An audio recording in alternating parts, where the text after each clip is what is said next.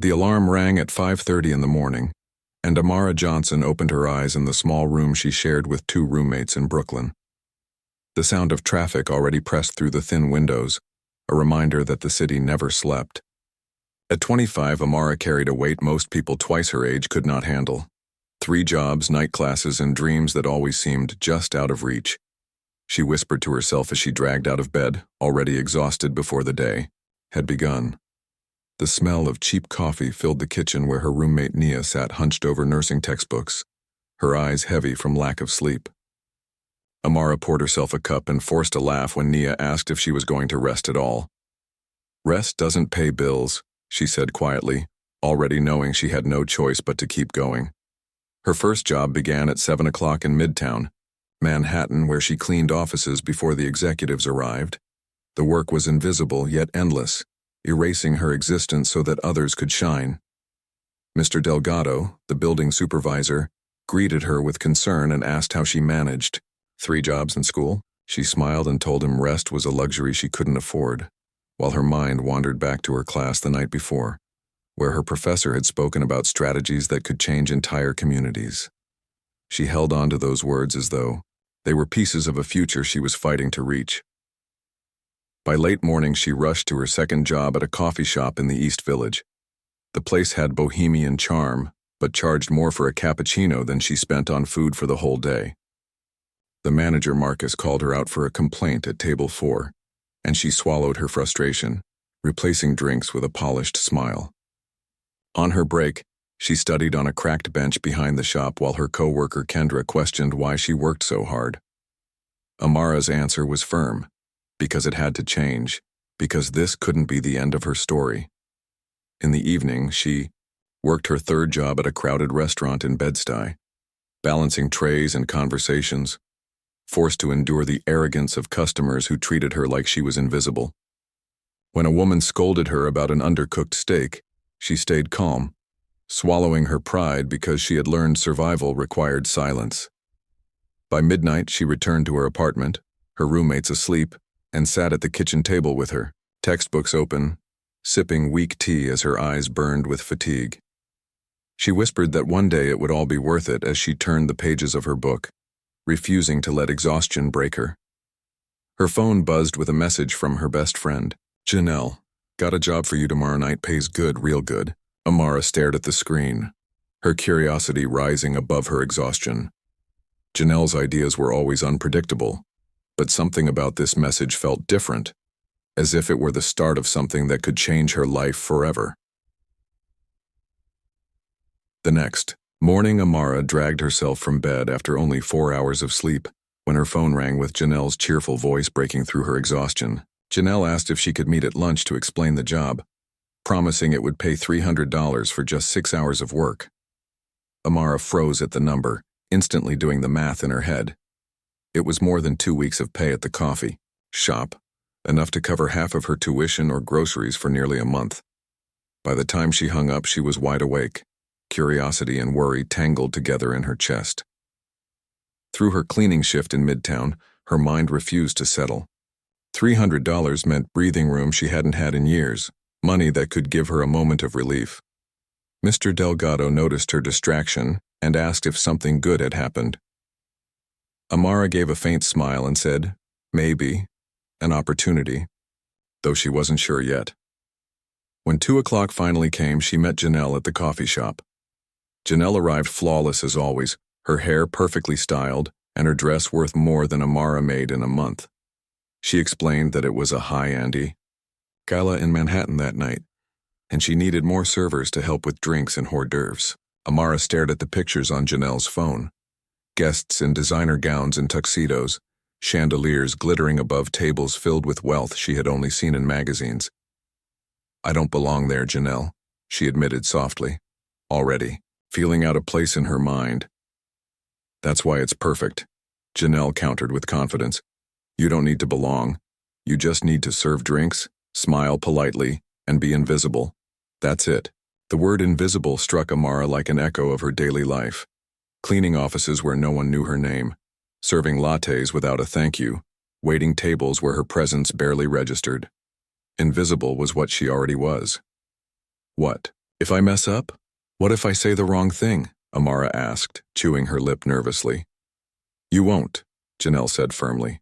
You're one of the hardest working people I know, and it's just one night. $300 for 6 hours. When's the last time you had that kind of money?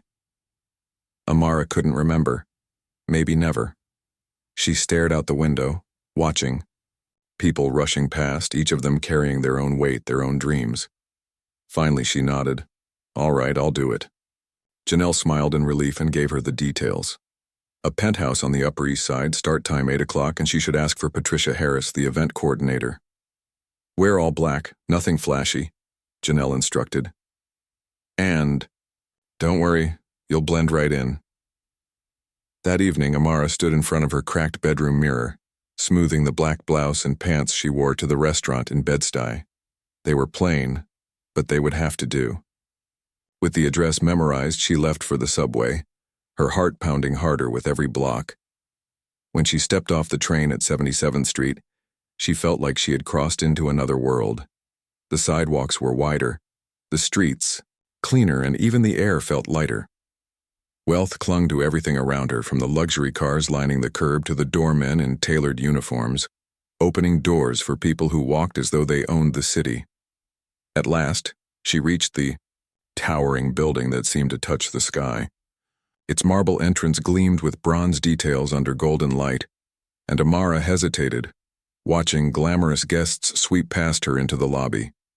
Their gowns shimmered, their tuxedos gleamed, their confidence unmatched. She shifted nervously, in her simple outfit, until a uniformed doorman approached. Can I help you? He asked, his eyes sweeping over her quickly. I'm with the staff, for the penthouse event, she answered quietly.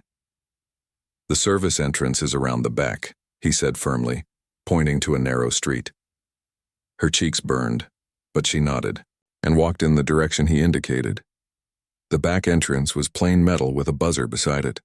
She pressed it and gave her name, and a voice instructed her to take the service elevator to the 47th floor.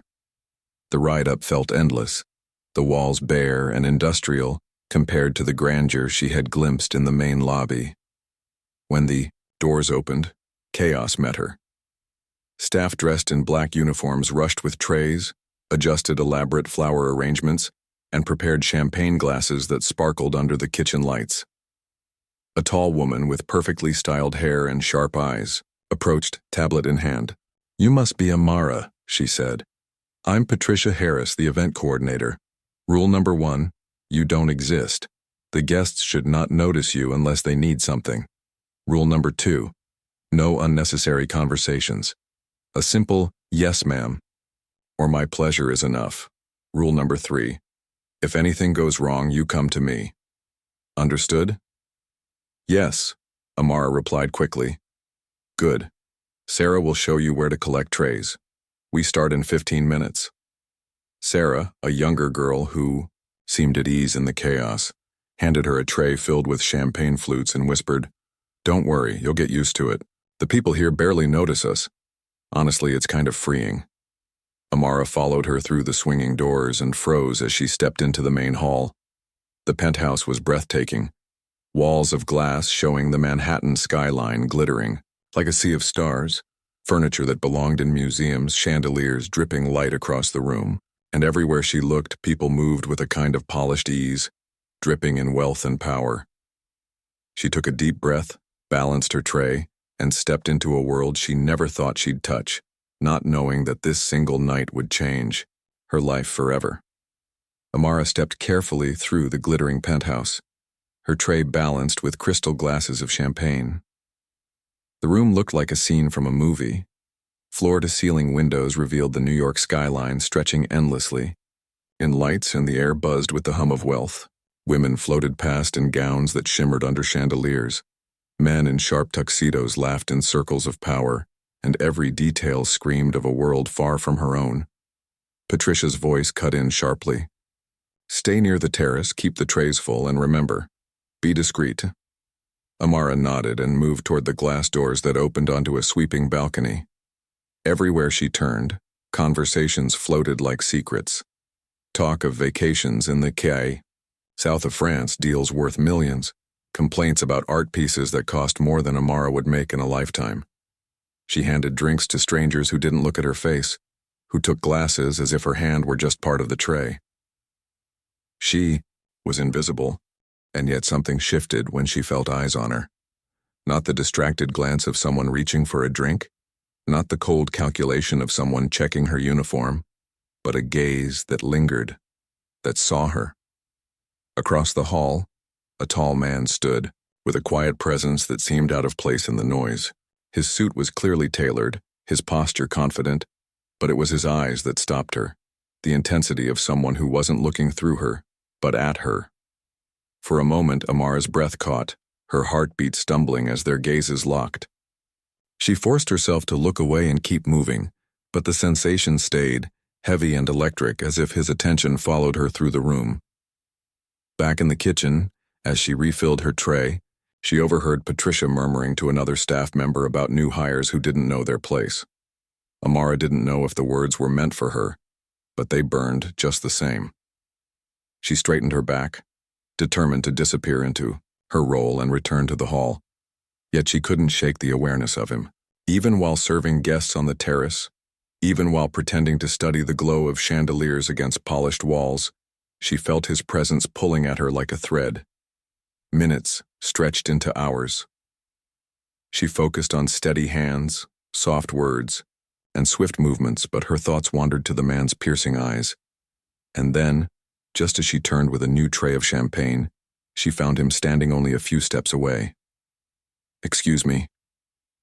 His voice was low, steady, commanding without arrogance. Amara's heart leapt, but she kept her tone professional. "Yes, sir? Could you bring me a whiskey? Macallan 25, if you have it?" "Of course," she replied quickly, and walked toward the bar, her hands trembling against the tray. She had served thousands of drinks before, but never with her pulse racing this fast. The bartender poured the whiskey with practiced ease, and Amara carried it carefully across the polished floor. The man was by the window now, his tall frame outlined by the glow of the city. She placed the glass on the small tray and offered it to him. "Your whiskey, sir." "Thank you," he said, taking it with a calmness that contrasted with her nerves. But unlike every other guest who dismissed her the moment they had their drink, he didn't turn away. He studied her face as if he were trying to memorize it. "Is this your first time working an event like this?" he asked. Amara hesitated, remembering Patricia's warning about conversations, but his question was direct. "Yes, sir. It's very different from what I'm used to." "I can imagine," he said, his eyes never leaving hers. "And what do you think of all this?" The question unsettled her. No one here had asked her opinion about anything. She glanced at the glittering skyline, the crowd of polished guests, then back at him. "It's impressive, but very different from my world." "Your world," he repeated softly, tasting the words as if they carried weight. "And what is your world like?" Her throat tightened. She lowered her voice, almost afraid Patricia might hear.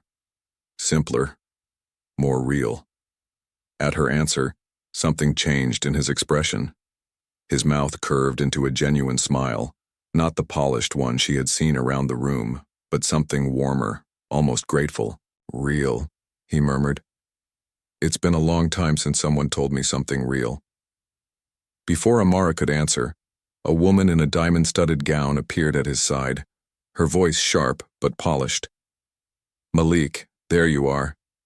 Catherine's waiting, and you know how she gets when you keep her waiting."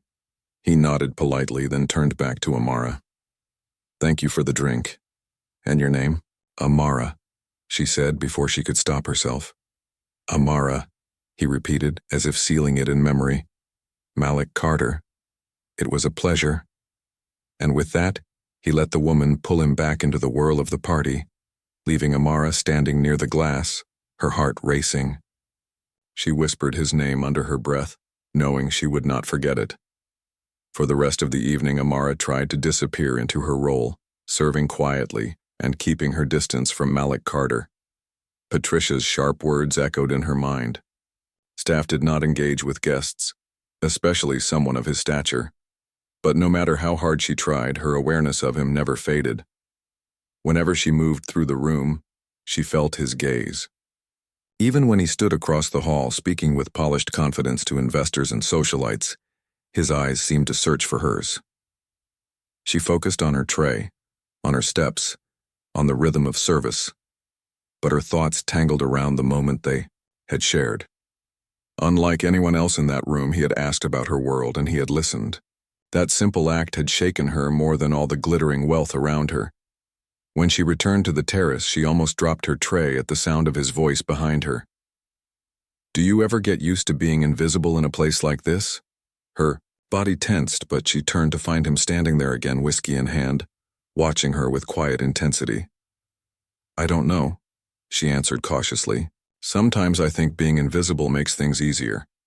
People don't expect much, you do your work and they barely notice you." "And what about when someone does notice?" His words carried weight, his eyes holding hers steadily. Amara swallowed hard, caught between professionalism and the pull of honesty. "Then it feels different, strange, like maybe I exist for a moment." Malik's smile was faint but genuine. "That's exactly what I thought when I saw you tonight." Her heart skipped, but before she could respond, Patricia's voice sliced through the air like a blade. "Amara!" She turned sharply to see Patricia standing only a few steps away, her face tight with disapproval. "You are here to serve drinks, not hold conversations. Do you understand me?"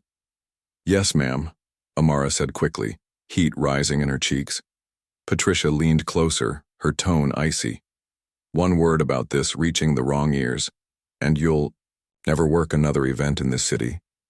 Guests like Malik Carter are not to be disturbed." Amara bowed her head, biting back the anger that threatened to spill over. Patricia walked away, but Malik remained, his eyes narrowed in frustration. He lowered his voice. "I'm the one who started the conversation. Don't take the blame for me." "It doesn't matter," Amara whispered.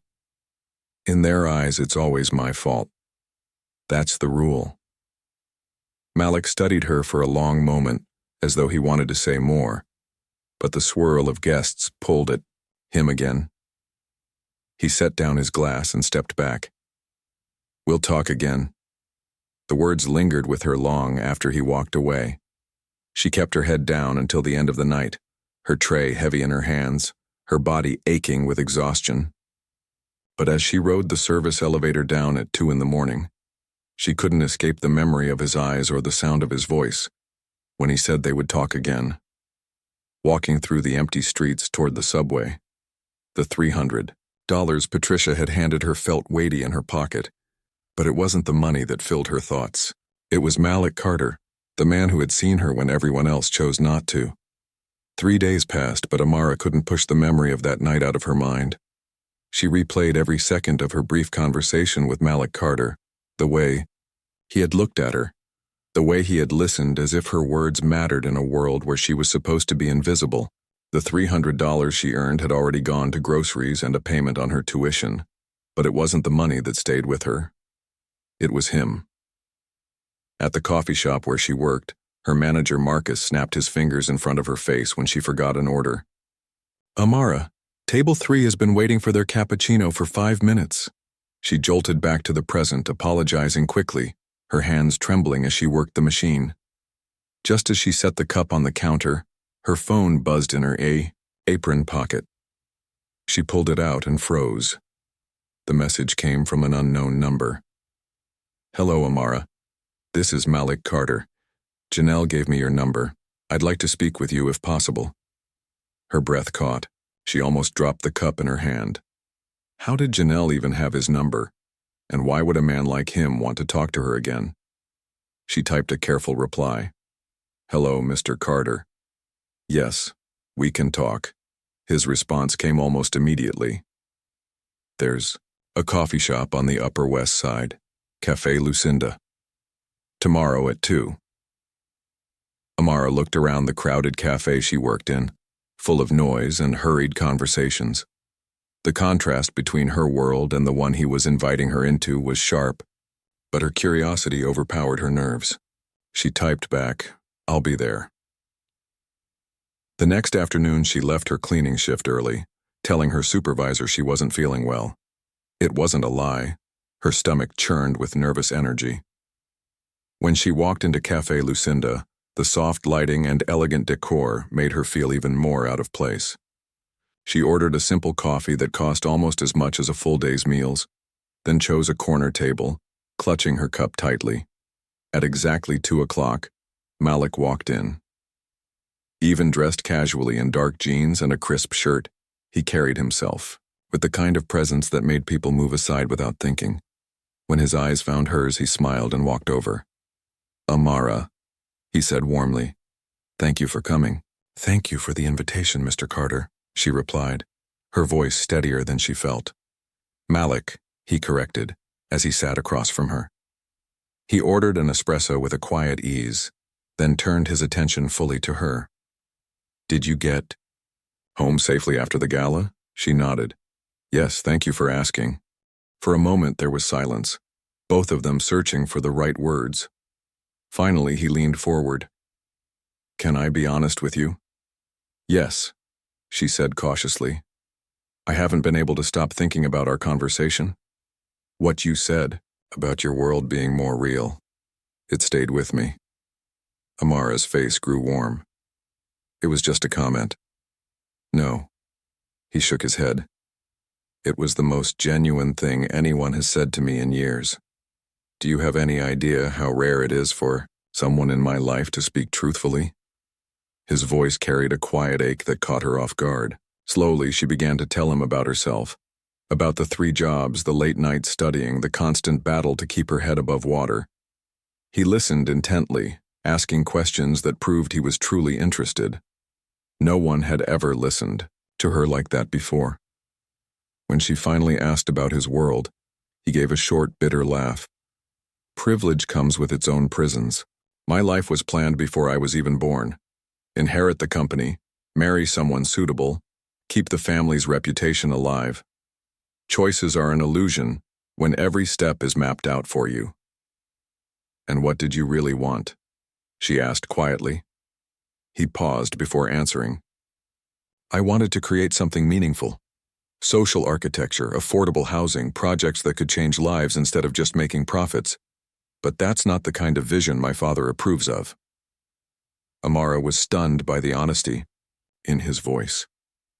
Beneath the wealth and polished exterior was a man weighed down by expectations, longing for freedom just as much as she did. In that small cafe, for the first time, they both felt the walls of their separate worlds begin to crack. When Amara's phone rang that Friday evening, she expected it to be one of her jobs calling for another shift. Instead, it was Janelle. "Same gig as last week, sis.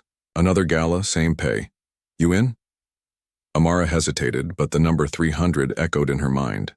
Before she could decide, Malik, who had overheard part of the call when they met earlier that day, leaned forward with calm certainty. "You should go, but if Patricia mistreats you again, I want to know." Amara looked at him with surprise. "Why?" "Because money doesn't give anyone the right to treat you as if you're invisible," he said simply. Later that evening, she found herself back at the towering penthouse, her black blouse ironed as neatly as possible, her heart steadier this time. The lights glowed just as bright. The gowns were just as dazzling, and Patricia greeted her with the same clipped tone as before. Same rules as last time. No unnecessary conversation, no stepping out of line. Amara nodded and picked up her tray, determined to stay invisible. The gala was smaller than the first, but no less extravagant. Guests whispered about million-dollar art sales and private islands as they sipped champagne, their laughter echoing against the tall windows. Amara kept her steps measured, serving and moving quickly, careful not to draw attention. For 2 hours, everything ran smoothly, until it didn't. As Amara passed a group of wealthy women, one of them, the same woman, who had bragged about buying a Monet the week before, spilled a glass of red wine across an ornate Persian rug. The deep stain spread like blood across the cream threads. "Oh my God," the woman gasped dramatically. "What a disaster." Without thinking, Amara crouched quickly, grabbing napkins to blot the spill before it set. But Patricia's voice cracked across the room like a whip. "What are you doing?" Amara looked up, still kneeling on the floor. "I was just trying to help." "Get up immediately," Patricia snapped, her hand gripping Amara's arm with more force than necessary. She yanked her to her feet, her voice rising loud enough for everyone nearby to hear. "You do not touch anything in this house without permission." The women stared, their expensive jewelry glittering under the chandeliers, their lips curling in smug amusement. Heat flooded Amara's face, humiliation stabbing deeper with every second. "I wasn't trying to draw attention," she whispered, her throat tight. But Patricia's voice grew sharper. "Girls like you always think you can sneak your way into this world by pretending to be helpful. You don't belong here and don't think anyone doesn't see through it." The words hit like a slap, each one cutting deeper. Girls like you. Poor. Struggling. Out of place. A silence fell heavy over the group as Amara stood frozen, her cheeks burning, her heart hammering with anger and shame. Then another voice broke through, deep and steady. "That's enough." Amara turned and saw Malik striding toward them, his expression hard, his presence commanding enough to silence the room. "Malik," Patricia said quickly, her voice sweet but strained. "I was just handling a small issue." "The issue," Malik interrupted sharply, "is that you just humiliated a personal guest of mine." Patricia blinked, stunned. "Guest?" "That's right," he said firmly. "Amara is here with me, and I don't tolerate anyone treating my guests with disrespect." The entire hall went silent. Every gaze turned toward Amara as Malik extended his arm to her. "Shall we get a drink?" Her breath caught. For a moment she hesitated, her heart pounding with disbelief. Then she placed her hand gently on his arm. The air shifted instantly. As they walked across the room together, conversations hushed, and whispers followed them. For the first time in her life, Amara didn't feel invisible. She felt seen, protected, and something inside her, something she thought life had beaten down long ago, flickered back to life. In the days after the second gala, Amara found herself unable to concentrate on anything. During her cleaning shifts, she replayed the way Malik had stood beside her, his voice cutting through Patricia's cruelty. At the coffee shop, she forgot orders, spilled milk, and drifted into daydreams of that moment when he had claimed her. In front of New York's elite, not as staff, not as invisible, but as someone who mattered. "You've been somewhere else all week," her roommate Nia teased one morning, watching her stir cold coffee absent-mindedly. "Don't tell me you're in love." Amara flushed and shook her head quickly. "It's not like that, it's complicated." Her phone buzzed just then, and she didn't have to look at the screen to know who it was. Malik's message read, "Good morning. Would you like to have lunch today? I know a quiet place where we can talk." Her hands trembled as she typed back, 2:00 works. The restaurant he chose was tucked away in the village, small but elegant, with soft lighting and a menu that made her eyes widen. Malik was already waiting when she arrived, dressed simply in a white shirt and dark slacks, but somehow his presence made the entire room feel different. "Amara," he greeted warmly, standing as she approached. "I'm glad you came." "Thank you for inviting me," she said, settling into the seat across from him. Almost immediately, his tone shifted from casual to sincere. "I wanted to make sure you're all right after what happened. Patricia had no right to speak to you that way." Amara's lips curved into a small smile. "I'm fine.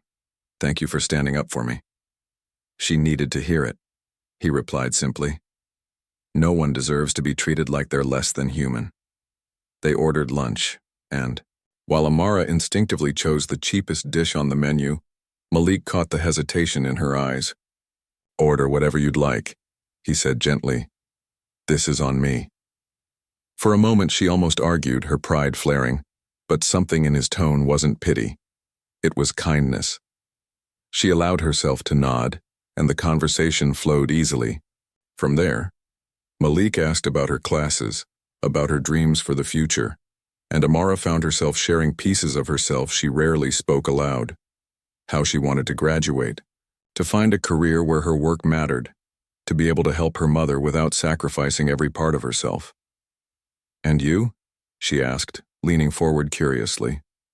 "Do you still think about those housing projects you mentioned?" His eyes softened, though his voice carried quiet frustration. "Every day. I sketch designs at night sometimes. Small apartments, community spaces, green areas. But my father dismisses it as wasted time. He only sees value in what makes quick money." "Why does it have to be one or the other?" Amara pressed. "What if you created a division in your company dedicated to affordable housing? Something that could be profitable and meaningful." He stared at her as if she had just handed him a missing piece of a puzzle he'd been struggling to complete. "You know," he said slowly, "that's brilliant. Everyone else tells me to give up on the idea. You're the first person to tell me it's possible." "It's not brilliance," she replied softly. "It's common sense. You have the power to make it happen." The look he gave her in that moment made her chest tighten. It wasn't the polished gaze of a businessman entertaining a thought. It was the look of a man who felt truly seen. Maybe, for the first time in years. They lingered for hours, talking until the restaurant emptied. When they finally stepped outside, Malik insisted on walking her toward the subway. At the station entrance, he hesitated, his voice quieter now. "Amara, can I ask you something personal?" She nodded. "Are you seeing anyone?" Her breath caught. "No. I don't really have time for relationships." "And you?" she asked carefully. He gave a humorless laugh. "Nothing real. My mother tries to arrange introductions with women from the right families, but..." He trailed off, his eyes locking on hers. "None of it feels real. Not like this." The air grew heavy between them, the hum of the city fading as they stood at the subway entrance. For a moment, neither spoke. Both of them balanced on the edge of something unspoken. Finally, Malik's voice broke the silence. "I'd like to see you again. Not as some favor, not because of where we come from, but because I enjoy being with you." Amara searched his face, half afraid of what she'd find, half hoping for exactly what she saw, sincerity and something deeper stirring beneath it. "I'd like that too," she whispered. A slow smile spread across his face, the kind that made her heart lift. "Dinner on Friday?" "Only if I pay my share," she teased, her voice steadier now. "We'll see," he replied, his eyes never leaving hers. As she descended the subway steps, she realized she was smiling too, her heart lighter than it had been in years. And Malik remained at the entrance, watching her fade into the crowd, as if he had just discovered something precious he couldn't let slip away. 2 weeks after their first lunch together, dinners had turned into long walks through Central Park. Coffee dates had stretched into conversations that lasted until midnight, and every moment Amara spent with Malik revealed a new piece of him she hadn't expected. He remembered the little things she said in passing. He listened without judgment, and he looked at her as though she was the only real thing in his carefully constructed world. One evening, as they strolled along Riverside Drive, Malik turned to her with a quiet smile. "Come to my place for dinner, I'll cook for you." Amara hesitated, her heart racing at the invitation. "Your place?" "Nothing extravagant," he assured her. "Just the two of us. No noise, no interruptions. I want to talk to you without the world intruding." Her instincts warned her it was a step deeper than anything before, but when she saw the sincerity in his eyes, she nodded. "All right." Malik's apartment on the Upper East Side was elegant but warm, the kind of space that reflected his mind more than his wealth. Large windows overlooked the park, books filled shelves in every corner, and plants added life to the room. "It's beautiful," Amara whispered as she stepped inside. "Thank you," he said softly. "I decorated it myself. My mother hates it. Said it looks too intellectual for a Carter." The meal he prepared was simple. Grilled salmon with vegetables paired with a bottle of wine Amara knew cost more than her rent. But they ate sitting on cushions in the living room, their plates balanced on the coffee table, laughing as though they had known each other far longer than a few weeks. "Tell me about your family," Amara asked after a sip of wine that made her head spin slightly. Malik leaned back, his tone turning thoughtful. My father built the company from nothing, and he's been obsessed with power ever since. My mother was born into wealth. For them, everything is about appearances. I've always felt like I was playing a role. Perfect son, perfect heir, perfect choices, but with you, I don't have to perform, I can just be myself. Amara's chest tightened at his words, the honesty in his voice melting her defenses. He looked at her intently. Can I be honest about something? Yes, she said softly. I'm falling in love with you. The words hit her like a current, her breath catching in her throat. She lowered her gaze, her voice a whisper. I feel something too, something strong, stronger than I expected. Slowly, he reached for her, giving her every chance to pull away. She didn't. Their lips met in a kiss that began gentle but quickly deepened, carrying weeks of unspoken longing. Amara melted into him, her body trembling as if discovering something new and terrifying but beautiful at the same time. When the kiss broke, she leaned against him, her voice trembling. Malik, I've never done this before. He pulled back immediately, searching her eyes. Never? Tears formed in hers, not from regret, but from nervous honesty. It's my first time. I know you've probably been with women who are more experienced, but he silenced her gently, brushing a tear away with his thumb. Amara, look at me. This isn't about experience. There's no rush. It doesn't have to be tonight. It doesn't have to be ever unless it's what you want. Her breath shook as she whispered, I want to. I want it to be with you. I'm just scared. He wrapped his arms around her, holding her close against his chest.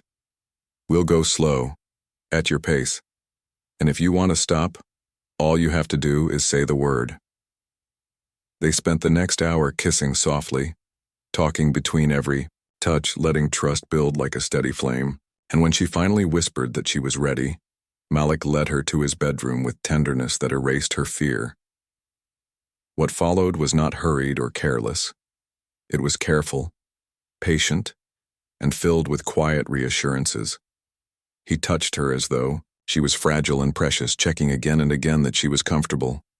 Amara discovered a passion she had never known, her hands clutching his back, her body moving with his in a rhythm that felt both new and inevitable. When it was over, she lay against his chest, tears slipping down her cheeks, but this time they weren't from fear. They were from joy, relief, and the overwhelming realization that she had given a part of herself she had guarded so tightly. That was perfect, she whispered. You're perfect, he murmured, kissing the top of her head.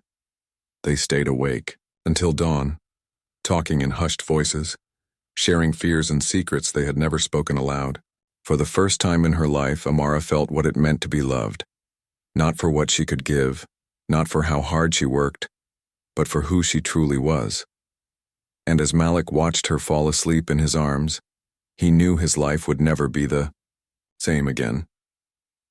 The morning after their first night together, sunlight streamed across the wide windows of Malik's apartment. Amara woke wrapped in sheets softer than anything she had ever felt. But it wasn't the comfort of the room that made her heart swell. It was the sound of Malik humming in the kitchen. She slipped one of his shirts over her shoulders and joined him, shy but glowing. Good morning, beautiful, he said, pulling her into his arms and kissing her forehead. Good morning, she replied, her voice warm but unsteady from the weight of everything that had changed between them. They shared coffee and talked about spending the day together, but reality came crashing back when her phone rang. It was her supervisor from the office building where she cleaned. The person covering her shift hadn't shown up. If she didn't come in, she might lose the job. Frustrated but resigned, she promised to go in. Malik's face tightened. You can't live like this, Amara. Every time you want a moment for yourself, you're threatened with losing everything. She sighed, guilt flickering in her chest. It's easy for you to say that. You've never had to worry about missing rent.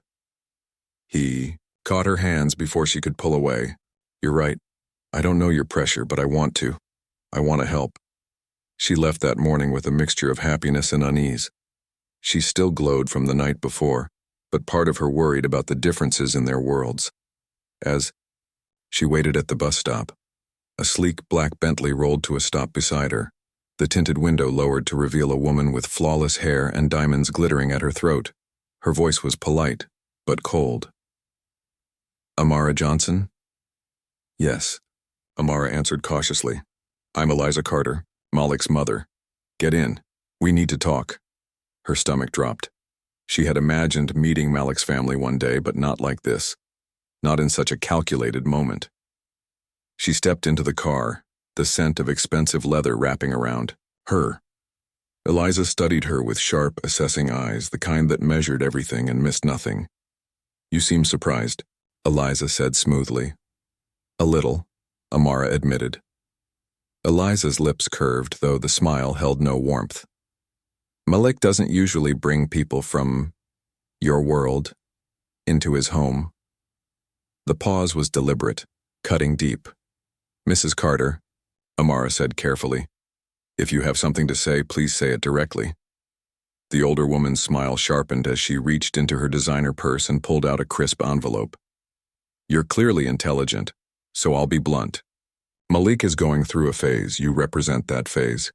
But it will not last. He needs someone who belongs in his world, someone who understands the weight of the Carter name. This, she pressed the envelope into Amara's lap, is $50,000. Enough to finish school, move into a decent place, and start a new life. Take it and walk away. Amara stared at the envelope as though it were poisonous. You're trying to buy me off? I'm offering you a solution that benefits everyone, Eliza said calmly. You get the stability you so clearly need, and Malik is free to follow the path laid out for him. If you refuse. Her eyes hardened. You'll find it very difficult to work in this city once certain doors close. I have influence everywhere. A chill spread through Amara's chest. This wasn't just an offer, it was a threat. She swallowed hard. I need to think about this. Of course, but don't take too long. Malik's birthday party is next week.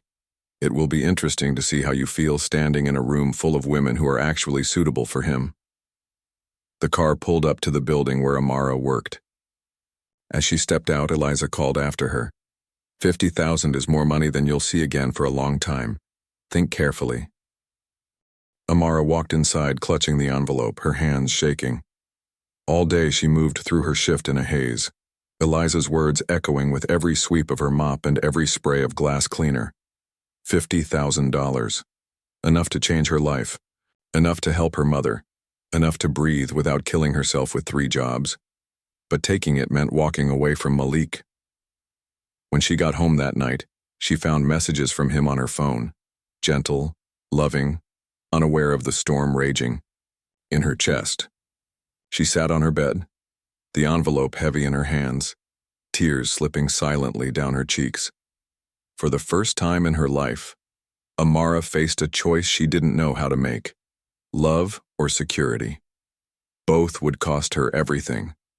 The envelope sat on Amara's dresser for days, untouched but heavy with temptation. Each morning she looked at it before heading to her jobs, imagining how many problems $50,000 could erase. Tuition, rent, groceries, her mother's medical bills, gone in an instant.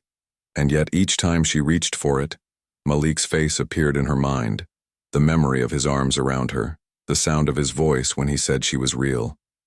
When Malik called, she forced cheerfulness into her tone, but he sensed something was wrong.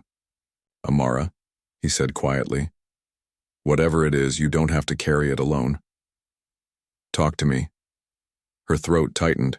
She wanted to tell him, but fear of losing him, or of him resenting her for being tested, kept her silent. Instead, she said she was just tired. The breaking point came at Malik's birthday party. Janelle had convinced Amara to attend, saying Malik wanted her there more than anyone else. She stood in the grand hall surrounded by polished guests in gowns and jewels. Their conversations sharp and shallow. She felt the weight of every stare, each one silently asking what she was doing in their world.